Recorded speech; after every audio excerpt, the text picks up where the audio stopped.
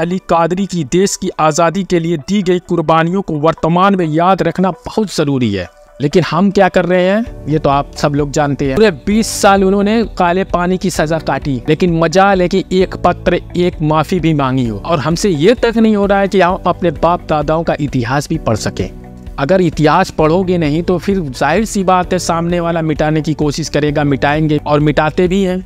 अस्सलाम वालेकुम गाइस, मेरा नाम है इनायत और आप लोग देख रहे हैं इंडियन मुस्लिम क्रांतिकारी चैनल। मेरे ऑफिशियल यूट्यूब इंडियन मुस्लिम क्रांतिकारी चैनल में आप लोगों का स्वागत है। हेलो दोस्तों, एक और नई वीडियो में आप लोगों का स्वागत है। आज हम जिस सेनानी की बात करेंगे, समय समय पर अंग्रेजों के नाक में दम कर दिया था इन्होंने, लेकिन अफसोस एक बात का ये है कि मुस्लिम भी इनके बारे में उतना नहीं जानते हैं, क्योंकि मुस्लिम इतिहास को तो जैसे समझ लो कि बस भूल गए हैं। गुजरात की धरती से कोरिल्ला लड़ाई छेड़ने वाले पहले मौलवी, उन्होंने कई वर्षों तक इस तरह से लड़ाई लड़ कर अंग्रेजों को बड़ी परेशानी में डाल रखा था। अंग्रेजी शासन ने तंग आकर मौलवी साहब की गिरफ्तारी पर इनाम रखा, और इनाम की राशि मालूम है कितनी रखी? पूरे 50,000 उस टाइम। आप सोच सकते हो कि इनसे अंग्रेज कितना खौफ खाते थे। अपने मुल्क को गुलाम बनाने वाले गैर मुल्की साम्राज्यों से मैं सख्त नफरत करता हूँ। मैं वचन लेता हूँ कि आखिरी सांस तक फिरंगी काफिरों से जिहाद जारी रखूंगा। झूठ बोलकर माफी तो मिल सकती है, लेकिन इस तरह मैं अपने ज़मीर और अंतर आत्मा से बगावत नहीं कर सकता। फिरंगी अदालत उस महान स्वतंत्रता संग्राम सेनानी का जवाब सुनकर हैरान हो गए। जी हाँ दोस्तों,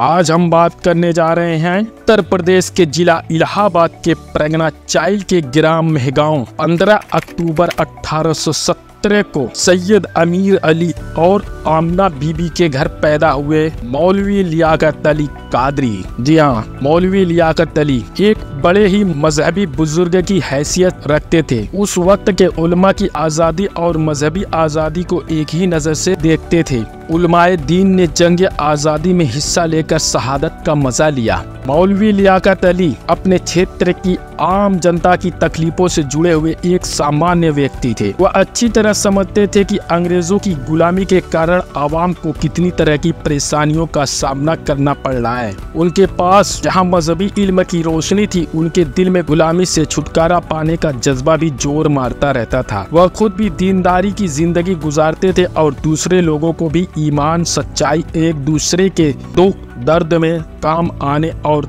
मदद करने की सलाह देते रहते थे। वह देश को आजाद कराना अपना और देशवासियों का कर्तव्य मानते थे। 1857 के स्वतंत्रता संघर्ष और क्रांति की कोशिशों में उन्होंने अपने क्षेत्र क्रांतिकारियों का नेतृत्व किया। उनकी वीरता और संघर्ष के कारण इलाहाबाद जिले से अंग्रेज बेदखल कर दिए गए। इलाहाबाद और उसके लगे हुए दूर दूर के इलाकों में उनका इतना असर था कि उनके नाम से अंग्रेज घबराते थे। मौलवी लियाकत अली खुद भी कुछ समय सेना में रहे, इस कारण वह सैनिक गतिविधियों को भी अच्छी तरह जानते थे। जब वह सेना में थे तो वहाँ भी अपने देश भारत से वफादारी और देश की आज़ादी के संबंध में सैनिकों में चर्चा किया करते थे। अंग्रेज शासन को उनकी देश प्रेम की बातें नहीं भाती थी। अंग्रेज उनकी इन बातों से सरकार द्रोही बातें मानते थे, इस कारण उनकी सेना से भी नौकरी खत्म कर दी गई। फिरंगी भारत देश पर कब्जा करके केवल इस देश से धन दौलत की लूट पाट नहीं कर रहे थे, वह भारतवासियों पर जुल्म सितम ढाने में भी कोई कसर नहीं छोड़ते थे। बात इस पर ही नहीं थमी हुई थी, बल्कि ईसाई मिशनरियां यहाँ की आस्थाओं और धर्मों पर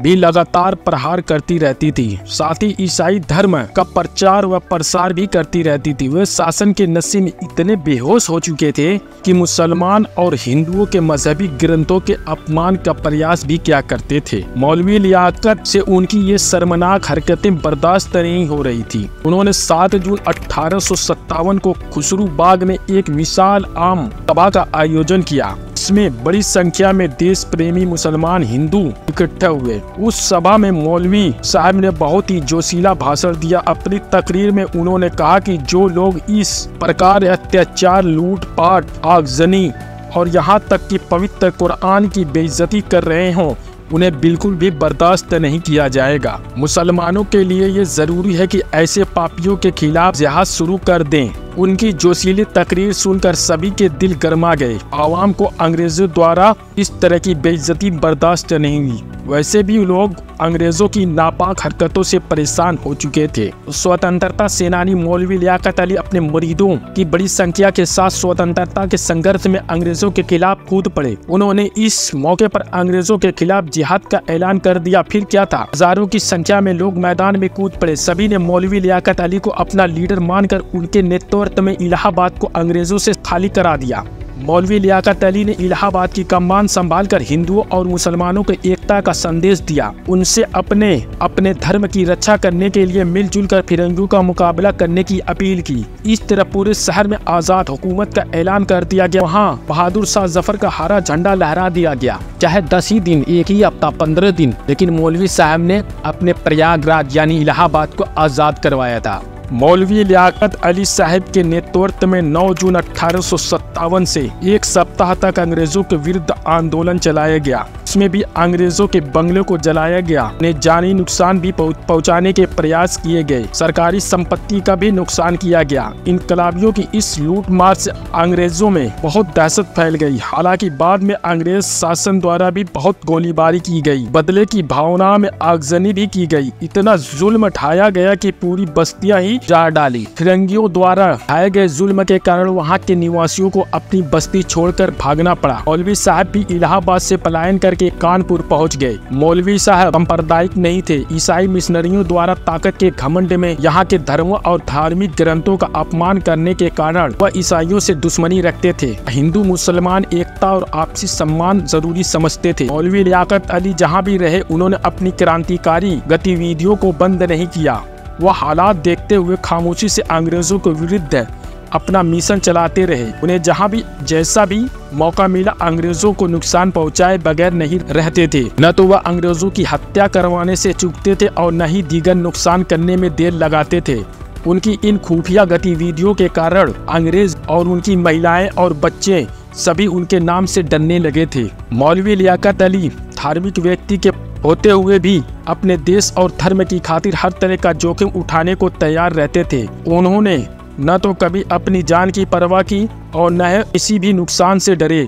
उनकी इनकलाबी कार्रवाइयों के पीछे बस एक ही मकसद रहता था कि देश आजाद हो, फिरंगियों का नापाक साया देश की पवित्र धरती से हटे। इलाहाबाद में उन्होंने एक समय 3000 विद्रोही और लेफ्टिनेंट हार्वर्ड से छीनी हुई तोपों से अंग्रेजों पर हमला बोलकर लड़ाई की। उसमें भी दोनों पक्षों का नुकसान उठाना पड़ा। भारतवासियों के आंदोलनों और फिरंगियों से जगह जगह मुठभेड़ होती रहने से फिरंगियों को भारत में जमे रहना इतना आसान नहीं लगता था। मौलवी लियाकत अली ने तो जीवन भर देश के लिए संघर्ष करते रहने की ठान रखी थी।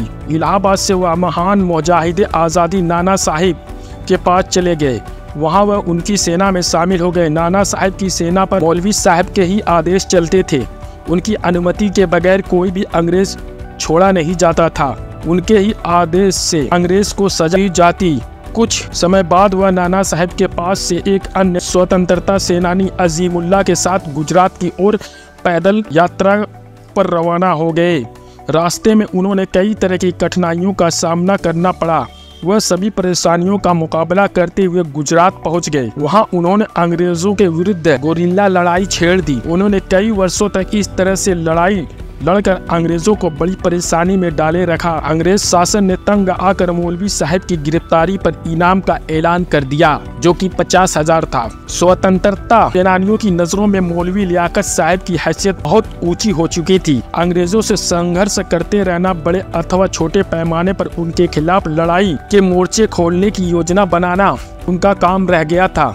इसी बीच उन्हें क्रांतिकारियों की एक खुफिया मीटिंग में मुंबई जाना था। जब वह रेल यात्रा द्वारा मुंबई के लिए रवाना हुए तो उनके एक करीबी दोस्त ने इनाम के लालच में मौलवी साहब की मुखबरी कर दी। इस कारण वह मुंबई पहुंचते ही 16 जुलाई 1872 को फिरंगी पुलिस द्वारा गिरफ्तार कर लिए गए। इस प्रकार मौलवी साहब देश को आजाद कराने के प्रयासों में लगे रहते थे।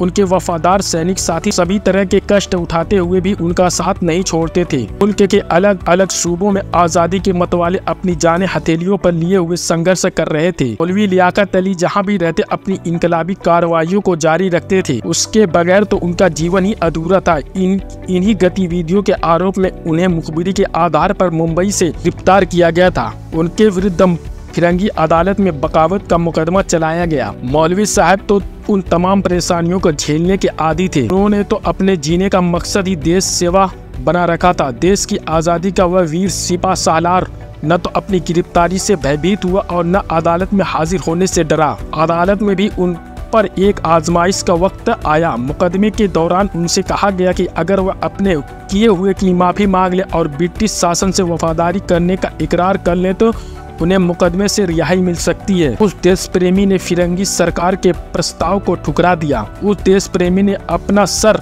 गर्व से ऊंचा करते हुए कहा, अपने मुल्क को गुलाम बनाने वाले गैर मुल्की साम्राज्यों से मैं सख्त नफरत करता हूँ। मैं वचन लेता हूँ कि आखिरी सांस तक फिरंगी काफिरों से जिहाद जारी रखूंगा। झूठ बोलकर माफी तो मिल सकती है, लेकिन इस तरह मैं अपने जमीर अंतर आत्मा से बगावत नहीं कर सकता। फिरंगी अदालत उस महान स्वतंत्रता संग्राम सेनानी का जवाब सुनकर हैरान रह गई। मौलवी साहब के उस वीरता के बयान से भारत देश के बहादुर सपूतों के सर ऊंचे हो गए। आखिरकार मौलवी लियाकत अली को इलाहाबाद अदालत ने काले पानी की सजा सुना दी। देश का वह बहादुर सपूत जेल की कठिनाइयों को सहता हुआ 17 मई 1892 को अपने प्यारे वतन और दुनिया को अलविदा कह गया। मौलवी लियाकत अली कादरी की देश की आज़ादी के लिए दी गई कुर्बानियों को वर्तमान में याद रखना बहुत जरूरी है।